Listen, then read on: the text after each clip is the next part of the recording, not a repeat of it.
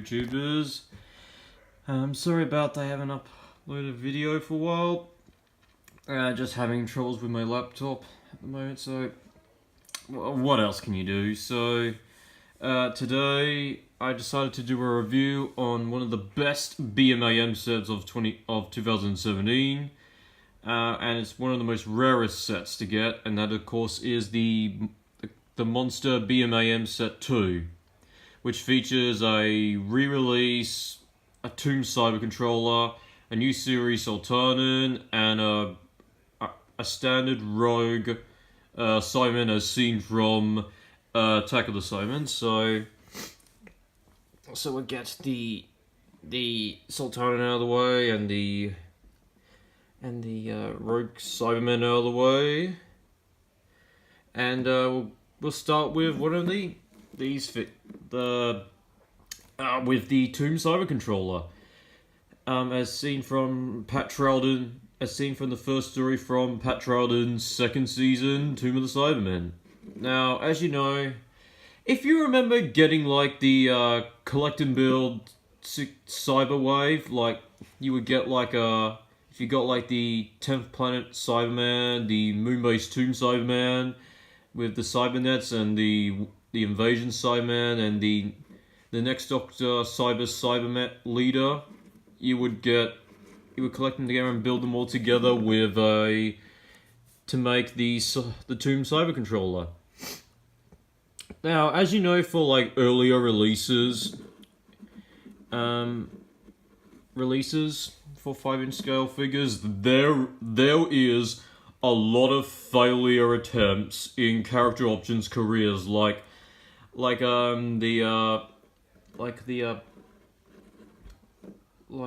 the Sixth Doctor's shirt not been painted in between the cravat and waistcoat. The Fifth Doctor without a celery. The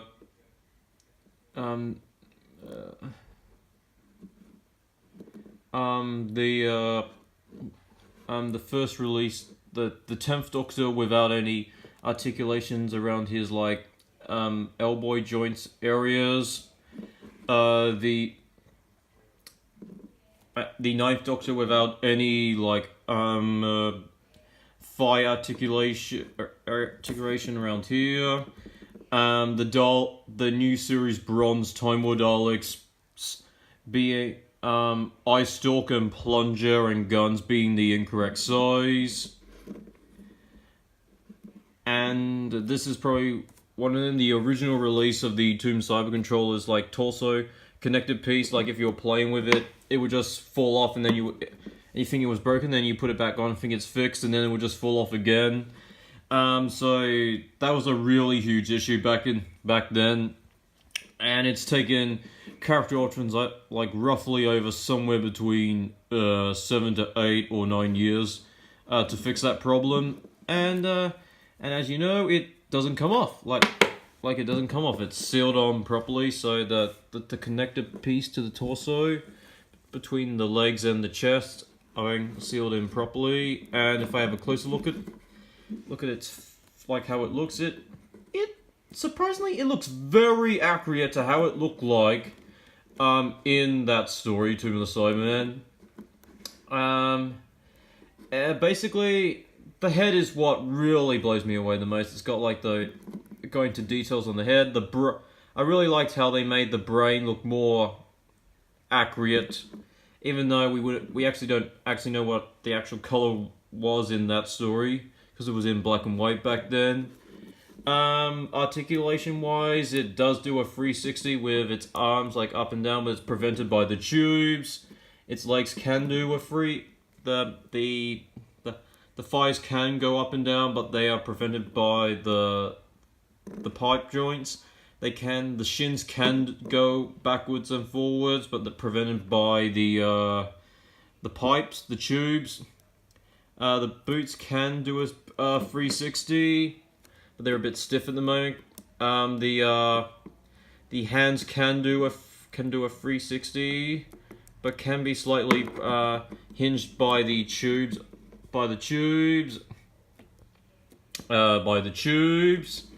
There's nothing really much detail about the back though. It's just got a bunch of standard tubes.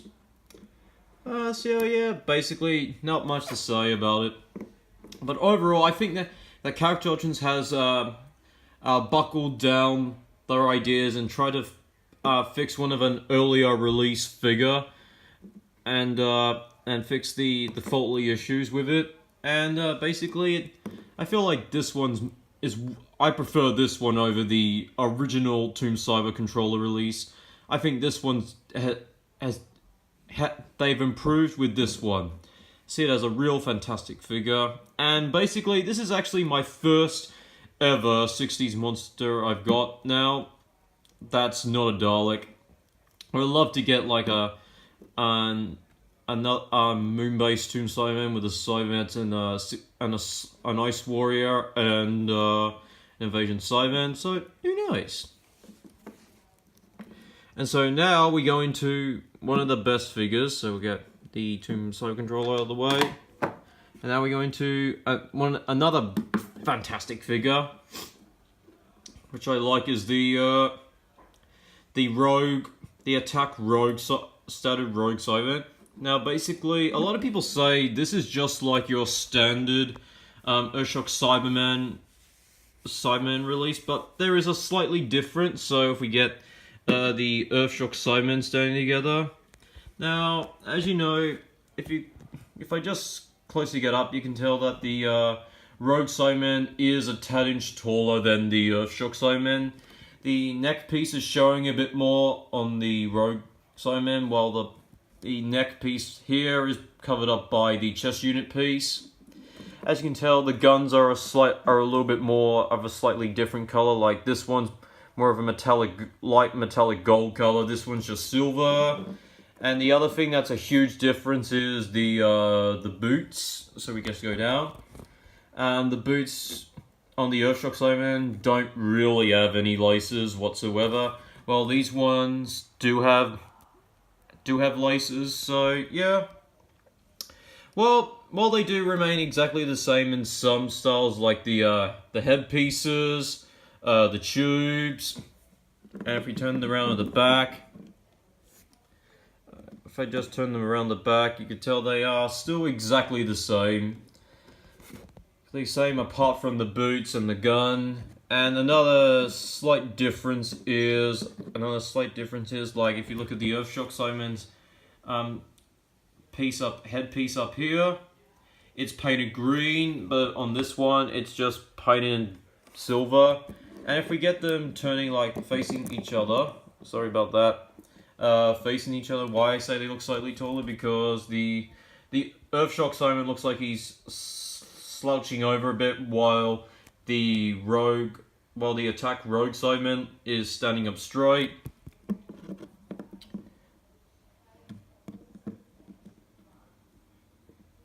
And you can tell that they do look like roughly the same size back to back.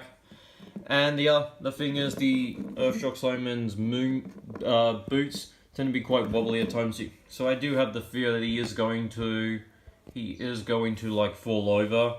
So we'll just get the Earthshock Cyberman out of the way, and now into the Attack Rogue Cyberman.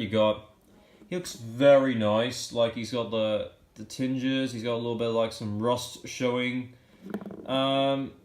And his hands look a bit dirty, like just to show that he's been a bit dirty, like fighting metal. The chest unit piece is exactly the same as the Earthshock Cyberman. The headpiece is exactly the same as the Earthshock Cyberman, and they even got the visible mouthpiece, which I think that's a really fantastic job. They had that piece in. The Moonbait, so I just said before, are different to the Earthshock ones. Yeah, now as always, it can do a 360 on the shoulders, but are prevented by the chest unit piece. The hands can do a 360.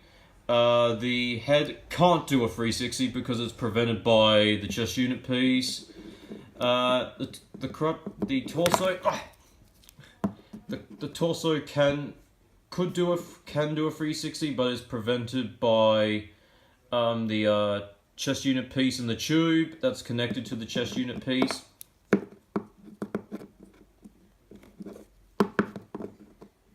By the chest unit piece. So overall, I really like what they've done with the Rogue Cyberman. It's nice that we got another 80s style Cyberman in the range. Like, we have the Earthshock Cyberman, we got the Self Cyberman from Attack of the Cybermen as this one. We've got a Silver Nemesis Cyber Leader and Cyber Troop. We've also got like a destroyed Rogue Cyberman where you can take the faceplate off and relieve the skull. But as you can tell, why I like this one, because the faceplate is actually molded onto the head, because it's just like the Rogue side, because all they did was reuse the Earthshock Cyber head. But overall, I really like how this turned out for a figure. I think that they were originally going to release this figure for Attack Cyber controller twin pack, which would be this Cyberman and Attack Cyber controller, but I don't know much about what exactly happened, or not much know about it. So overall, fantastic looking figure. Definitely one of the best figures you could have in the range. So yeah, okay, that's the Attack Cyberman, and now the probably one of the less interesting one in this range, which of course is the new series Sultan. I actually don't know what his name is, and basically there's nothing really much difference about this one. The fact it's just an ordinary re-release Sultanin that we've had in some Series 4 figure box sets and in some Series 4 and 5 figure box sets. So not much is different. Just looks like your typical short Sultanin, new series Sultanin. The gun's exactly the same. The helmet, as always, is just removal, and then we got this guy, don't know what his name is, and the head can do a 360. So overall, it's if you're just looking to collect to have a Sultanin build, then that's understandable to have an army. But I'm just more of a Dalek and a Cyberman person. So overall,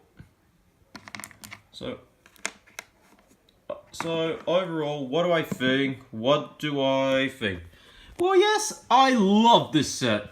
I was going to go for like the 4th Doctor Leela and K9 set, BMAM set, and the 3rd Doctor Joe Grant and Roger Delgado Master BMA set, but I decided to go for this one mostly because I wanted the Tomb Cyber Controller and the Standard Rogue Cyberman. So overall, while the Sultanin was a bit of a disappointment, I would have preferred if it was a classic series Sultanin.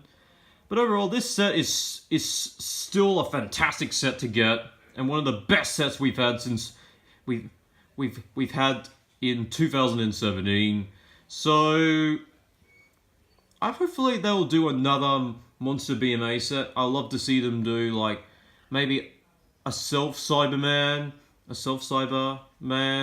a classic series Sultanin, either from the Time Warrior or the Invasion of Time, either one of the two, and maybe even a Sea Devil. So who knows? So overall, this is a fantastic set, and it's definitely worth getting. So later now, and bye, and not wherever. Bye.